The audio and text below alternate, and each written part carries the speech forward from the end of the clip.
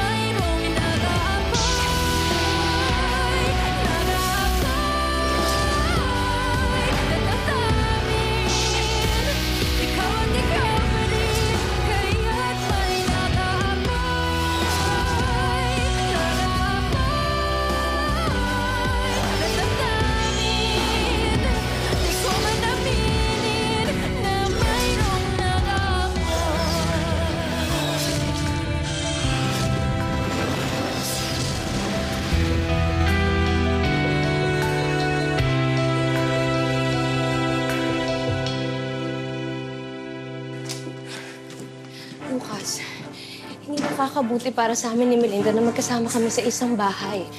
Lagi lang kami mag-aaway dito. Olivia, please understand. I cannot just kick her out. Lalo na ngayon, hindi pa natin alam kung anong findings sa kanya ng doktor. Baka lalo niyang ikasama kung papaalisin ko siya. Hindi naman pwedeng basta na lang siyang pabayaan. Okay naman siya kanina eh. Tapos, bigla na lang siyang nag-collapse nung dumating ka. So, anong sinasabi mo? Pinipeke niya yung nangyari? Hindi ko alam. Oo, suspetsa ko. Mali ko. Pero yun nga eh, hindi ko alam. Dahil lagi kami nagsususpetsa sa isa't isa dahil magkasama kami sa isang bahay na parehong asawa mo, Lucas. Mahirap to para sa akin, pero mahirap din to para sa kanya. So, anong gusto mong gawin ko? Hindi ko alam. Ikaw ang magsabi. Hindi kita pwedeng diktahan. Malaki ka na.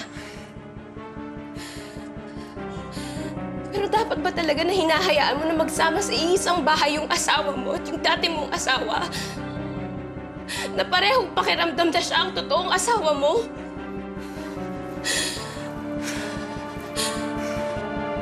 Hindi ba pareho mo kaming binabastos? Olivia, hindi ko intention yun. Oo nga, hindi mo nga intensyon yun. Pero yun yung nangyayari, Lucas. Kasi masakit din to para sa akin. Isipin mo naman ako. Sinasabi mo na mahal mo ko. Pero hindi mo mapanindigan kasi hinahayaan mo na nandito siya. Bukas magdesisyon ka naman. Maging lalaki ka naman.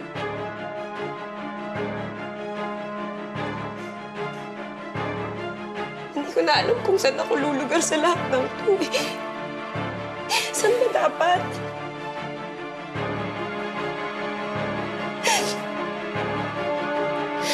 Sinasabi niya na asawa mo lang ako sa papel. Siyempre, lalaban ako. Nakikipagtagisan ako sa mga patutsada niya. Pero alam mo kung anong pakiramdam ko? Totoo lahat ng sinasabi niya. Kasi hindi mo ako mapanindigan. Olivia, hindi sa ganun. Masyadong magulo lahat ng nangyayari ngayon. Sana makita mo, mahirap din to para sa akin. Mahirap para sa'yo.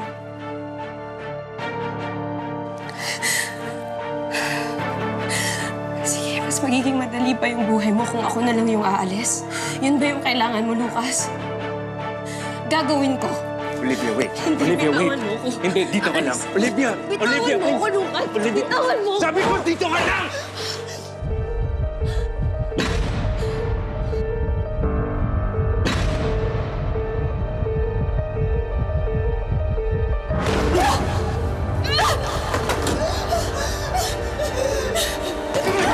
Ang dami-dami ko ng pinagdadaanan, dumadagdag ka pa!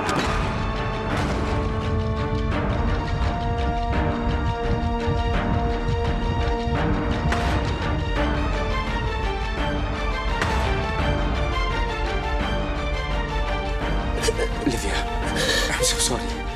Olivia, I'm sorry. Sorry. Sorry. Olivia, please. Please. Hindi ko sinasadya. Nabigla lang ako. Olivia, please, huwag na tayo mag-away. Please, Olivia. Please, huwag na tayo mag-away. I promise, gagawa ko ng paraan. Please, I promise. Please.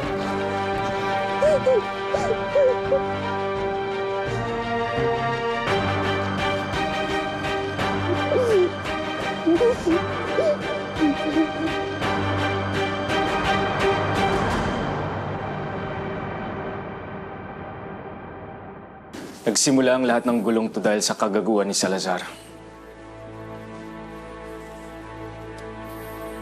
Kung hindi niya ninakaw yung asawa ko, masaya ang buhay namin ngayon. Walang masasaktan. Mali ako, Lucas. Kala ko nung una matino siya. Ngayon alam mo na kung bakit galit na galit ako sa taong yun. Sa totoo lang, di sapat sa kanya, nakakulong lang. He deserves worse. Bukod sa habang buhay na pagkakakulong, gusto ko maramdaman niya na mag-isa lang siya. Walang kakampi, walang maaasahan. Even his most trusted ally, dapat mawala sa kanya.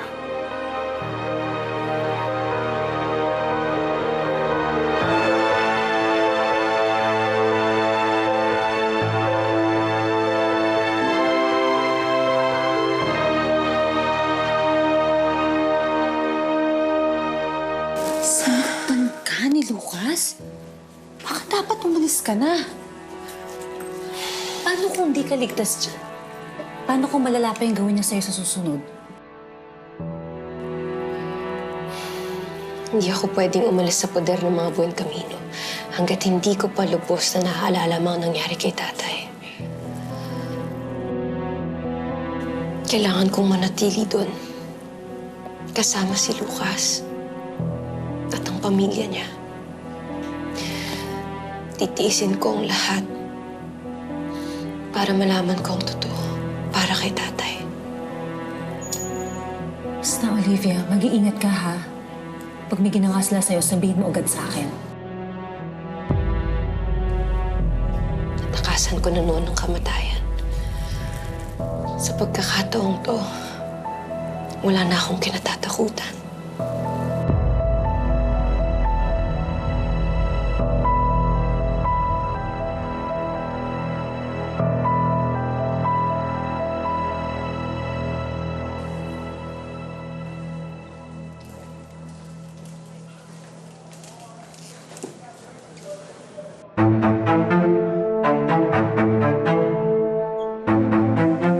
Aurelio,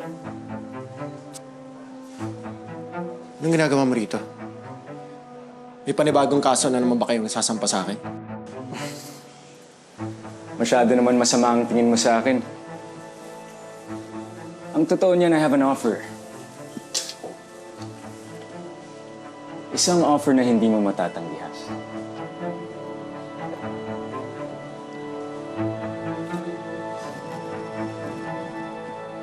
Bago matapos ang linggo, may ilalabas kita dito. Lahat ng kaso mo, gone. You're going to be a free man.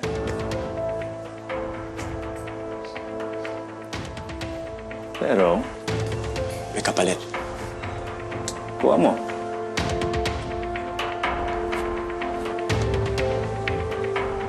Handa ka na bang marinig ang hingin kong kapalit? Ano? Madali lang naman. Kayang-kaya mo.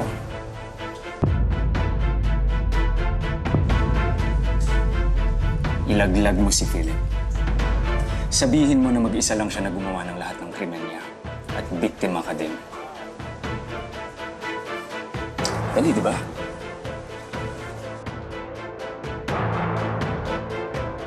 Pero hindi mo ako kailangan sagutin agad. Bibigyan kita ng oras mag-isip.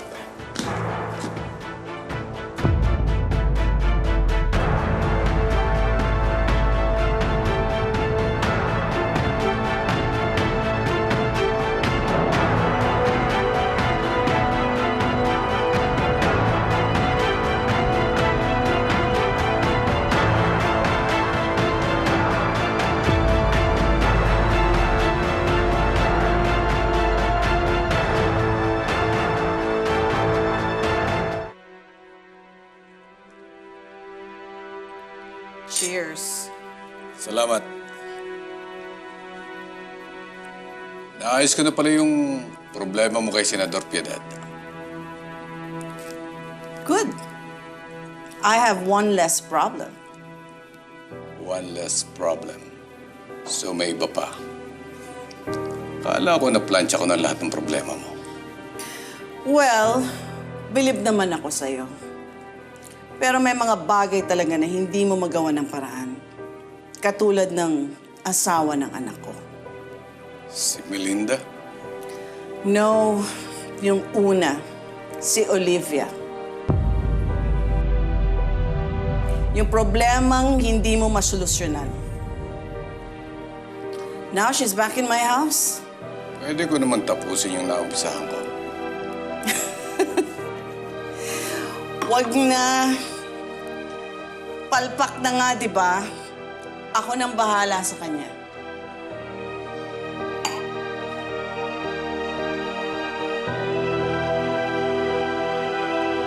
Huwag mo akong maliitin, Victoria. Hindi naman kita minamaliit. Pinapaalala ko lang sa'yo na minsan ka nang pumalpak. Pero okay na yun. Pero nakakalimutan mo na may amnesia ang babaeng yun.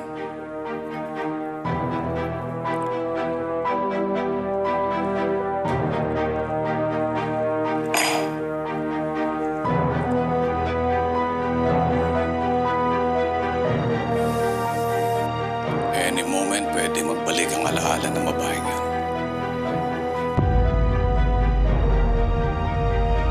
Sigurado ka ba na wala siyang alam tungkol sa nangyari sa tatay niya?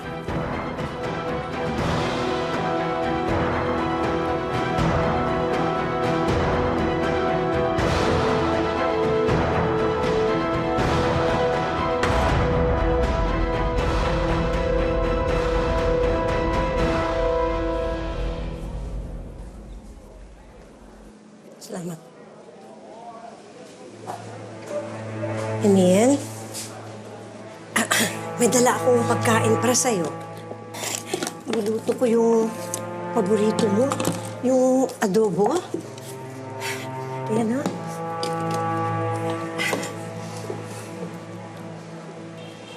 Kumusta ka na? Ito, pinipilit kaya ni Manang. Siguro, makakatulong kung kausapin mo si Philip. Magdamayan kayo.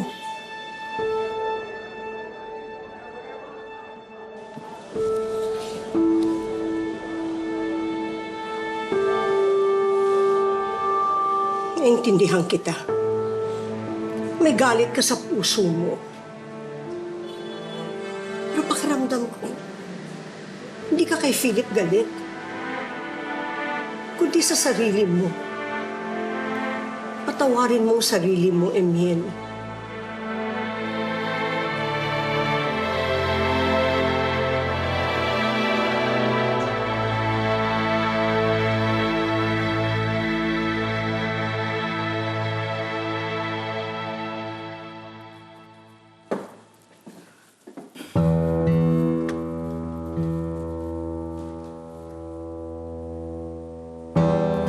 Any moment, pwede magbalik ang alaala ng babaeng yun. Sigurado ka ba na wala siyang alam tungkol sa nangyari sa tatay niya?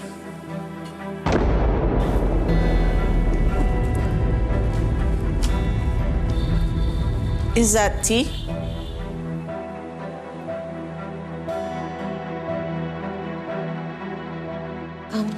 Yes, Ma.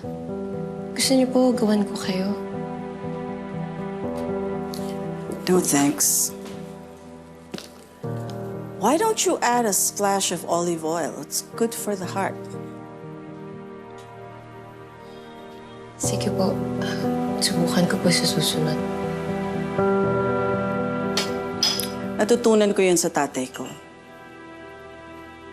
Mahilig din siya sa tsaa, katulad mo. Namiss ko tuloy si Papa.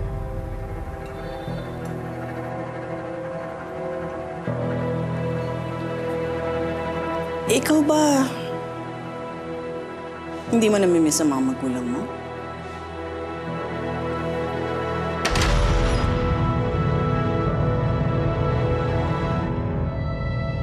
Olivia, gusto mo sa amin ka na lang tumira? Huwag kang matatakot. Mabait kaming tao. May pagkain po ba doon?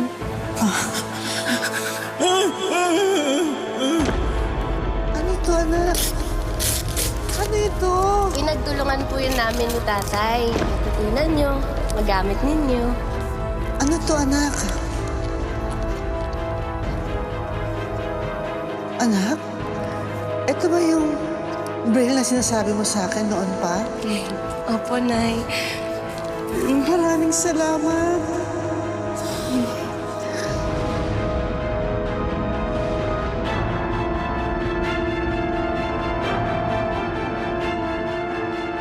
Nakikita na kita! Olivia!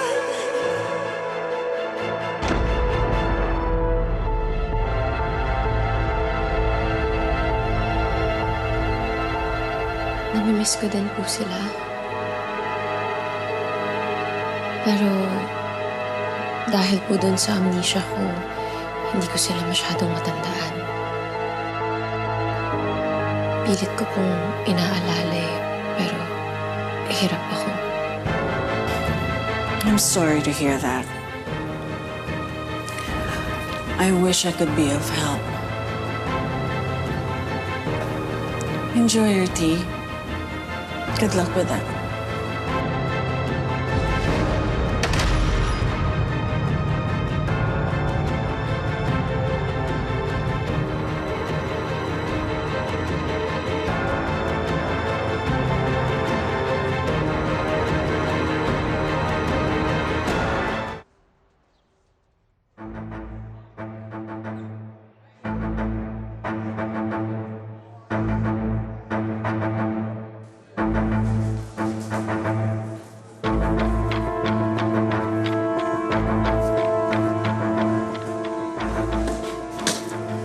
So, Dr. Abelio, do we have a deal?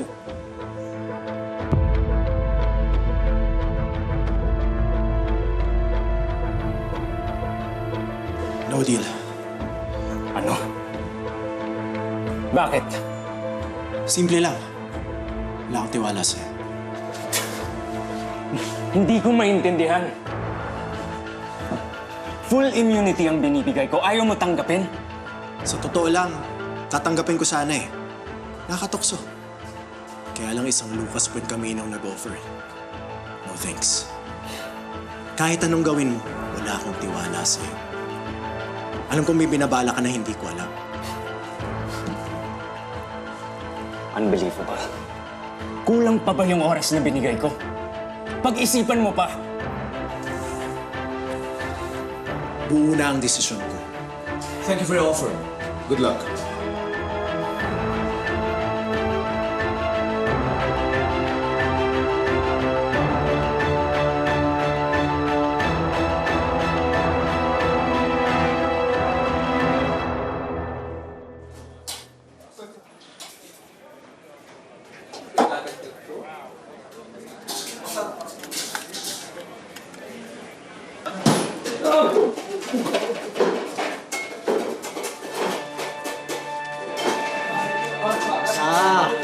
Sarap ng ulam mo ah.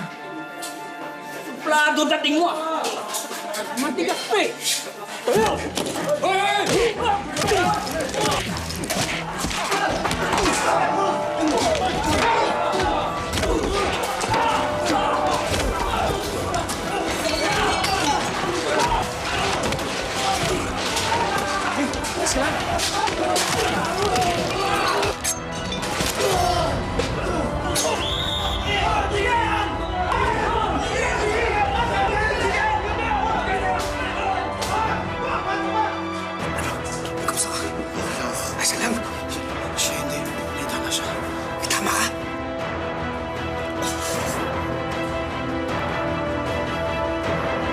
Pisilin mo!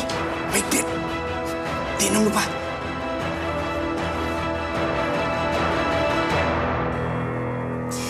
Kailangan natin puntahan yung area kung saan nabundol si tatay. Maghanap tayo ng mga witness. Bakit di natin isa-isahin yung mga talyer dito sa atin? Kadalasan, yung sira ng sasakyan dahil sa impact ng nakabangga. Alamin natin kung sino yung mga nagpaayos ng mga panahon na yun ng kanilang mga bumper or something. Yeah, that's a good idea. Tapos pwede rin natin hingin yung mga CCTV footages kung saan nangyari. Pero, 2 taon na yung nakalipas eh. Hindi ba burado na yun? Baka may nakapagtabi ng footage. Suntok sa van pero kailangan nating subukan.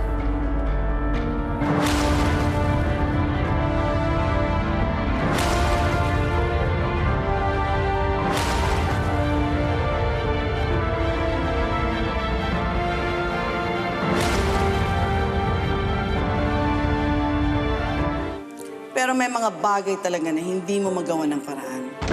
Katulad ng asawa ng anak ko, si Olivia. Yung problemang hindi mo masolusyonan. Pwede ko naman tapusin yung naumpisahan ko. Wag na. Palpak na nga, di ba? Ako? Palpak? Tingnan natin. Pasok! Boss, dito na si Joma. Boss! Sige na.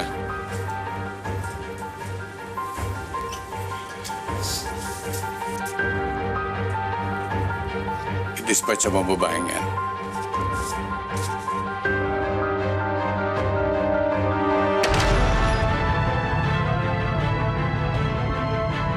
Susunod, boss. Ayoko na may basura. Malinis. Palabasin mo parang aksidente lang. Okay, boss.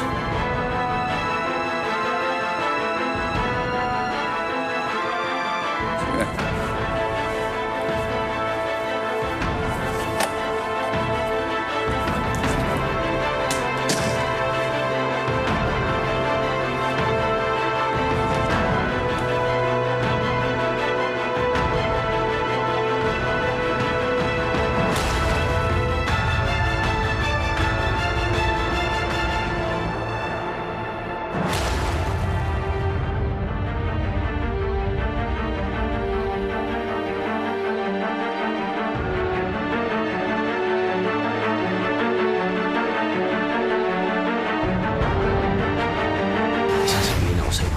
Pagpasensyahin mo na ako. Ano ba yan? Pinili niya si Salazar. Pareho ko silang pahihirapan. Hindi yung gawain ng matinong abogado, Lucas. Puro trahedya ang nangyari. Sino sa inyo pumatay sa tatay ko? Sino sa inyo?